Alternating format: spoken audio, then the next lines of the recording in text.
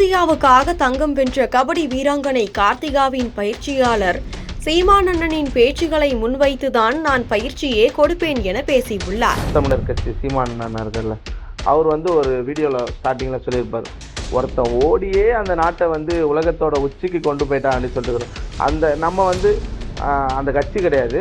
ஆனால் அந்த ஒரு வார்த்தை என்னை நல்லா இன்ஸ்பயர் பண்ணிச்சு. என்ன சொன்னால், அந்த உசேன் போல்ட் இந்த ஜமைக்கா நாட்டை உலகத்துக்கு இப்போ எல்லாத்துக்கும் தெரிய வச்சாருன்னும் போது அந்த வார்த்தையை தான் நான் அடிக்கடி நம்ம பசங்கள்கிட்ட சொல்லுவேன். நீ ஒரு ஆள் இந்தியா விளையாட்டனா கலைஞர் எங்கேயோ போயிடும். அதுதான் அந்த மாதிரி ஸ்போர்ட்ஸ் மூலமா நம்ம கலைஞர் ஸ்போர்ட்ஸ் நகராக மாற்றணும்.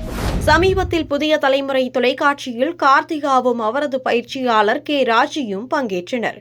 கண்ணகி நகர் காலமாடத்தி என்ற தலைப்பிலான நிகழ்ச்சிகள் ராஜி பேசுகையில் நாம் தமிழர் கட்சி தலைவர் சீமானின் உரைகளை முன்னிறுத்தினார்.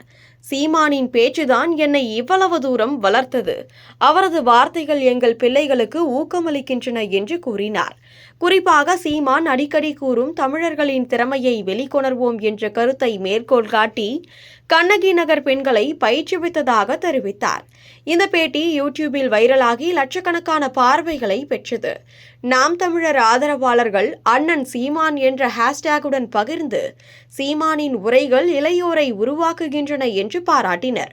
பலர் ஏழை பிள்ளைகளுக்கு உத்வேகம் தரும் சீமான் என்று கருத்து தெரிவித்தனர். சீமான் தானும் கார்த்திகாவை பாராட்டி தமிழ் மண்ணின் பெருமை என்று பதிவிட்டார். இது அரசியல் கடந்து தமிழ் உணர்வை தூண்டியது. சென்னையின் கண்ணகி நகர் இது ஒரு காலத்தில் குற்ற செயல்களுக்கும் ஏழ்மைக்கும் பெயர் போன இடமாகவே பார்க்கப்பட்டது. ஆனால் இன்று இதே பகுதி இந்தியாவுக்கே பெருமை தேடி தந்த ஒரு இளம் வீராங்கனையின் பிறந்த இடமாக மாறியுள்ளது. 17 வயது கார்த்திகா ஆசிய இளையோர் விளையாட்டுப் போட்டிகளில் இந்திய மகளிர் கபடி அணியின் துணை கேப்டனாக செயல்பட்டு ஈரானை 75-21 என்ற புள்ளி கணக்கில் வீழ்த்தி தங்கப்பதக்கம் வென்றார். கார்த்திகா எக்ஸ்பிரஸ் என்று அழைக்கப்படும் இவரது மின்னல் வேக ரைடுகள் உலகையே கவர்ந்தன. கார்த்திகாவின் தந்தை கட்டட வேலை செய்பவர், தாயார் ஆட்டோ ஓட்டுநர். அரசு பள்ளியில் 12ஆம் வகுப்பு படிக்கும் இவர் 2018 பயிற்சியாளர் கே ராஜியின் கீழ் கபடி பயிற்சி தொடங்கினார். பூங்காக்கோடியில் மழை வெயிலை பொருட்படுத்தாமல் பயிற்சி எடுத்தார். இவரது அணி கண்ணகி நகரின் பெண்களை விளையாட்டின் மூலம் சீர்திருத்தும் நோக்கில் உருவானது என்று கூறப்படுகிறது. சீமானின் தேசியவாத உரைகள் பல இளையோரை ஊக்குவிப்பதற்கு இது உதாரணம். கண்ணகி நகரை விளையாட்டு நகரமாக மாற்ற வேண்டும் என்ற கார்த்திகாவின் கனவு சீமானின் தமிழர் திறமை என்ற கொள்கையுடன் ஒத்துப்போகிறது.